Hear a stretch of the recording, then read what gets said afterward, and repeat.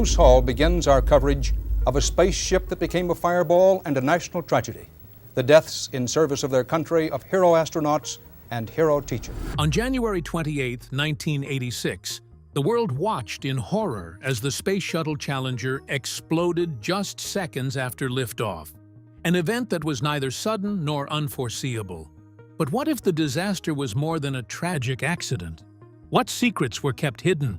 And how did a perfect storm of pressure, politics, and ignored warnings set the stage for catastrophe? Beneath the public story lies a chilling truth about how engineering warnings were silenced and critical safety concerns dismissed. The hidden danger of cold weather. The night before the Challenger launch, a small group of engineers at Morton Thiokol were locked in a desperate struggle to prevent a disaster they could clearly see coming. The forecast called for a record-low temperature of 18 degrees Fahrenheit at Kennedy Space Center, the coldest conditions ever anticipated for a shuttle launch. This frost was not a trivial detail. It struck a major alarm among the engineers. They knew firsthand that the shuttle's solid rocket boosters relied on rubber O-rings, tiny seals critical to holding extreme pressures and heat at bay. Seals that had never been tested or designed to function properly in such icy conditions. What many didn't realize was that these O-rings became brittle and stiff when exposed to cold, losing their ability to properly compress and seal the joints between the rocket's fuel segments. The engineers had data on their side: photographs, erosion markings from previous missions, and mathematical models, all showing how dangerously vulnerable the seals were at low temperatures. Despite quiet warnings in technical meetings and detailed reports, the public had been kept in the dark. The signs were there, but no one outside a small circle understood their gravity. Bob Ebling, one of the senior engineers, carried this burden heavily. Along with his colleagues Roger Boisjoli and others, he repeatedly voiced concerns that launching in that cold weather would almost certainly lead to an O-ring failure, a fatal flaw waiting to happen. They begged NASA decision-makers to postpone the flight, armed not with speculation, but with concrete evidence from prior flights showing significant O-ring erosion correlated with temperature drops. Their pleas were urgent and based on decades of engineering knowledge. Yet NASA's response was a firm refusal. The agency had already faced multiple delays, and the pressure to adhere to the schedule was immense. To them, postponing again risked appearing indecisive and weakening public and political support for the shuttle program. In an environment where maintaining momentum was paramount, cold weather warnings were dismissed as inconclusive. This dismissal was not purely technical. It was political and institutional, setting the stage for catastrophe. The engineers' warnings became a desperate gamble against bureaucracy and public relations priorities. What's haunting is that this wasn't an unpredictable tragedy, but one rooted in preventable risk, an ominous warning gone unheeded. Cold was no small factor. It was an invisible threat that quietly eroded the shuttle's fragile safety systems. Ebling and his team knew what was coming, but their voices grew faint under layers of corporate and governmental pressure. Even the final teleconference before launch became a pivotal moment. Morton Thiokol management, pushed by NASA officials, reversed their initial recommendation against launching in the cold, but did so without introducing any new data or tests. The engineers who had sounded the alarm were effectively silenced and asked to leave the room when the decision was made. The deafening quiet that followed masked a collective knowledge of impending disaster. And it was exactly this pressure that would shape the decision to launch anyway, weaving the tragedy even tighter into the public's memory through the figure of one very special crew member. Political pressure and the teacher in space. Christa McAuliffe was more than just a passenger on the Challenger. She was the nation's hopeful symbol. Selected as the first teacher in space, McAuliffe was meant to inspire millions of students by demonstrating that space was no longer just for astronauts, but accessible to ordinary Americans. This mission was President Reagan's brainchild, designed to revive enthusiasm for NASA and showcase spaceflight as routine and safe. Yet, McAuliffe's role introduced an unprecedented layer of political and media pressure that complicated every safety calculation. Her presence meant that millions of schoolchildren would be watching the launch live, placing an enormous spotlight on the mission. NASA was caught between ambition and reality, knowing the risks, yet unwilling to delay and disappoint the public and political leaders. Pushing forward with Krista aboard added urgency that turned safety concerns into inconvenient obstacles. Launch delays were no longer technical issues. They became delicate public relations crises with national repercussions. Originally, candidates with more technical expertise were considered for the role, but political considerations ultimately prevailed in favor of McAuliffe, whose symbolic importance eclipsed experience. NASA's priority shifted from rigorous safety margins to meeting carefully crafted public deadlines. The launch was repeatedly postponed for weather and technical issues, but each delay heightened pressure to proceed, particularly with President Reagan's upcoming State of the Union address in January. The political dance between them made it impossible to stop the launch without creating major public humiliation and losing substantial financial support. NASA faced internal challenges because external pressure created an environment where mission control needed to execute its schedule, but nobody wanted to stop the work. McAuliffe made her launch decision based on NASA, so she felt both excited and nervous while she knew about the upcoming pressure. The political and technological fields created an environment which allowed engineers to evaluate their engineering challenges against their media display, which served as a benchmark. Flight readiness became secondary to all other safety requirements. The Teacher in Space program established its airtime value, which exceeded all technical alerts, thus silencing those who possessed the most danger knowledge. The educational mission of McAuliffe became the emotional core of a disaster that should have been prevented. The countdown towards launch timed its endpoint with the decision to continue operations, which revealed basic tension between what people expected and what actual technology could deliver.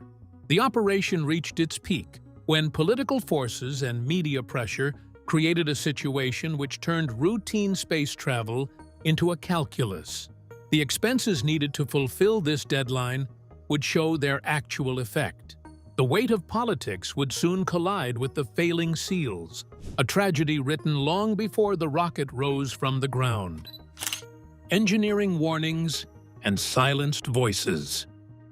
While the world tuned in to watch the launch, a quieter battle unfolded months and hours before, between engineers and management. The engineers at Morton Thiokol were the ones most familiar with the behavior of the solid rocket boosters and their vulnerable O-rings. For years, they had collected evidence of damage done on prior flights and analyzed how temperature directly compromised safety. Their warnings were not vague cautions. They were detailed, documented, and supported by test results and temperature correlation analyses. Roger Boisjoli, an O-ring specialist, had been studying the effects of cold on these seals since 1985. His data clearly showed that below 65 degrees Fahrenheit, the rubber lost flexibility, making the seals fail under pressure. The January forecast for 18 degrees was far below that threshold, a red flag screaming danger. Boisjoli and his colleagues created presentations with photos, data, and statistical models proving that launching in such conditions posed a deadly risk. They made their concerns clear multiple times within their company and to NASA. Despite this, NASA management dismissed these findings as inconclusive, clinging to the flawed logic that previous cold weather launches had not exploded and thus were safe. This reasoning ignored the difference between luck and safety, a risk assessment misunderstanding with fatal consequences. The engineers' professional ethics demanded the precautionary approach. but the agency's culture demanded on-schedule launches. This created a conflict where data was seen as inconvenient rather than critical. In the crucial teleconference just before launch, Morton Thiokol's engineers initially recommended postponing the flight. But under pressure, both explicit and implicit, from NASA officials, company management reversed their stance during a private meeting. Without new evidence or additional analysis, they overruled their own engineers and approved the launch. The very people who sounded the alarm were asked to leave the room, effectively silencing crucial expert voices at the moment when their input was most needed. The suppression continued for an extended period, which exceeded the duration of that specific night. The internal communications showed that engineering problems need to be addressed, but internal communications showed that the problems need to be solved. NASA had established a work environment which prohibited staff members from challenging existing work timelines, while managers treated safety alerts as unimportant information. The engineers who spoke out faced career repercussions, illustrating the personal cost of whistleblowing in a high-pressure system. Alan McDonald, Morton Thiokol's director of solid rocket motor projects, refused to sign the final approval for launch, stating he did not want to be responsible for a potential tragedy. NASA found others willing to sign off on the mission despite his protests. The act of moral courage went unrecognized at that time, but it showed the conflict which existed between corporate compliance and engineering ethics. The experts who were silenced provided a crucial element which enabled the disaster to occur. The engineers possessed knowledge about imminent threats, which could have protected lives, but their actual words got silenced because of schedule demands and political matters and corporate pressures. This tragic suppression of truth serves as a powerful reminder of the importance of listening to expertise, especially when lives hang in the balance.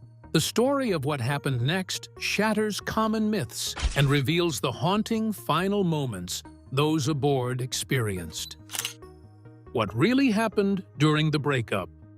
The explosion the world witnessed on live television was more complex and haunting than most realize. Contrary to the dramatic images and initial reports, the shuttle's destruction was not a sudden, catastrophic explosion in the traditional sense. Instead, it was a structural failure triggered by a rupture in the external fuel tank, caused by superheated gas escaping through the compromised O-ring seal on the right solid rocket booster. This breach burned through critical support structures, weakening the shuttle's frame until it could no longer hold together. For more than a minute, the unseen damage silently progressed. The shuttle accelerated upward at nearly 2,000 miles per hour and climbed to an altitude of 46,000 feet. During this time, the escaping gases effectively severed the connection between the fuel tank and the rest of the shuttle, but the vehicle remained intact in the eyes of the crew and ground control. The catastrophic breakup was actually the shuttle falling apart from internal stress, accompanied by a large fireball caused by fuel igniting when it met atmospheric oxygen. Perhaps the most chilling detail is that the crew cabin itself stayed largely intact during this initial breakup and continued on a brief ballistic trajectory for about 25 seconds. This means the astronauts were likely alive, conscious, and aware for at least a portion of their descent, contradicting the comforting myth that they died instantly with the explosion. Emergency oxygen packs recovered from the wreckage showed at least 3 crew members had activated their air supplies, indicating a struggle to survive. The cabin descent reached almost 3 miles before it crashed into the Atlantic Ocean at a speed exceeding 200 miles per hour, which generated forces that proved fatal for all aboard. The astronauts faced their most terrifying situation when the crew cabin remained whole during their descent into freefall. The astronauts faced 2 separate disasters when their spacecraft disintegrated and they fell through space without any ability to control their movements or contact anyone. The evidence from the case shows that the victims went through an extended, distressing experience. The investigation team retrieved the astronauts' compartment after 73 days, which revealed their attempt to regain control through emergency procedure activation and emergency instrument switch operation. The evidence showed that astronauts had knowledge about their current situation, which NASA had initially disputed. The pilot's radio transmission from the last moments included a quiet "oh," which served as his desperate recognition of the ongoing disaster. The fireball and explosion that the media broadcast masked the true nature of the tragedy. It was not simply an instant detonation, but a slow unraveling of the shuttle's structure. The crew members' experiences became hidden from the public during the following years because of this misunderstanding. Yet, behind the spectacle was a heartbreaking human story of bravery, survival instincts, and ultimate sacrifice. The factors that led to this nightmare, however, were deeply rooted in cultural and organizational failures as much as in engineering flaws. Corporate culture and ethical failures. Beneath the technical failures lay systemic issues in NASA's and its contractors' organizational cultures that created the perfect conditions for disaster. By the 1980s, NASA had shifted from its original mission-focused identity to an agency driven by political survival and public image concerns. Budget cuts and expectations for frequent shuttle launches put enormous pressure on both NASA and its contractors to keep the schedule, often at the expense of thorough safety assessments or open discussion of risks. Morton Thiokol, the company responsible for building the solid rocket boosters, faced significant financial pressure to maintain its contract and meet deadlines. The solid rocket booster program represented hundreds of millions of dollars in revenue, and any delay or admission of serious safety concerns threatened future business. This created an environment where engineering problems were seen less as urgent warnings and more as obstacles to be managed or minimized. Inside Morton Thiokol, engineers who expressed safety concerns were often viewed as troublemakers or liabilities. Internal documents revealed that executives prioritized the company's relationship with NASA and profitability over engineering dissent. This culture of suppressing negative information directly influenced critical decisions, culminating in Senior Vice President Jerry Mason overriding his engineers to approve the launch despite their warnings. NASA itself suffered from a bureaucratic culture that discouraged dissent and valued schedule fidelity above genuine safety. The agency had committed publicly to launching the shuttle at least 24 times per year to establish space travel as routine, a goal that proved unrealistic and put unwarranted pressure on program managers. This schedule pressure baked shortcuts into testing, maintenance, and decision-making processes. In internal communications, some NASA officials expressed concern that further delays would damage the shuttle program's credibility with Congress and the public. Rather than requiring hard evidence that launching would be safe, NASA managers reversed the standard burden of proof, demanding that engineers prove conditions were unsafe. This inversion represented a grave corruption of engineering ethics and risk management. Both NASA and Morton Thiokol had competent engineers who understood the dangers and tried repeatedly to prevent disaster. Yet their expertise was systematically sidelined by layers of bureaucracy and political considerations. The culture promoted a facade of safety and success, even as warnings accumulated and risk grew. Attempts to report and expose these concerns often led to professional repercussions, isolating whistleblowers and discouraging others from speaking out. The tragic consequences of this corporate climate extended far beyond Challenger, reverberating through NASA's organizational structure for years to come. The legacy of the Challenger disaster lies in these lessons, which resonate far beyond that cold January morning. The lasting impact and uncovered artifacts. Decades after the Challenger disaster, the tragedy's shadow continued to shape NASA and the aerospace community. One of the most surprising recent developments came in 2022, when a large piece of the shuttle was unexpectedly discovered on the ocean floor. A film crew meant to document World War II wreckage stumbled upon a fragment of the Challenger, about 20 feet long, marked with the unmistakable NASA insignia. This relic, long lost beneath the Atlantic waves, suddenly brought the tragedy back into public focus in a profoundly tangible way. NASA acknowledged the find, but chose to leave the piece undisturbed as a solemn memorial. It serves as a powerful reminder of the lives lost that day and the lessons the disaster forced the agency to confront. This discovery highlights how the Challenger is not just history. It remains a deeply human story echoing through time, still commanding respect and reflection for those 7 crew members and the people who tried to prevent the disaster.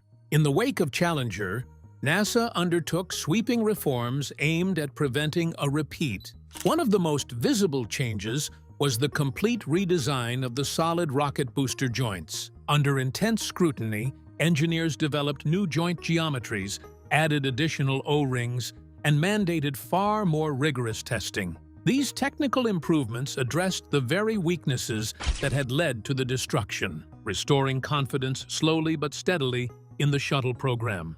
NASA established new safety measures through organizational changes, which raised safety standards as the highest priority. The agency created the Office of Safety Reliability and Quality Assurance, which reported directly to the top-level NASA administrator rather than program managers. This shift was designed to ensure that safety concerns couldn't be buried or diluted within layers of bureaucracy. The agency introduced a new method for handling risks, which changed how the agency managed risks and reported them. New decision-making processes were implemented because launches required both official approval and management endorsement during circumstances that did not meet straightforward operational standards. These bureaucratic safeguards were a direct response to the fatal rush and pressure that characterized the Challenger launch sequence. Aerospace companies now needed to report engineers' safety concerns directly to NASA, which created a new contract requirement. The previous system allowed contractors to manage safety warnings, which would be suppressed. NASA started to share information about spaceflight dangers, which exist throughout space travel. The shuttle program had completed its transition from regular operation to become a standard transportation system. Looking back at the Challenger disaster, the truth is clear. It was a tragedy born from ignored warnings, political pressure, and systemic failures. Yet it also gave us invaluable lessons in courage, responsibility, and safety that continue to protect astronauts today. If you found this deep dive eye-opening, don't forget to like and subscribe for more revealing stories that uncover the hidden sides of history. Thanks for watching, and see you in the next video.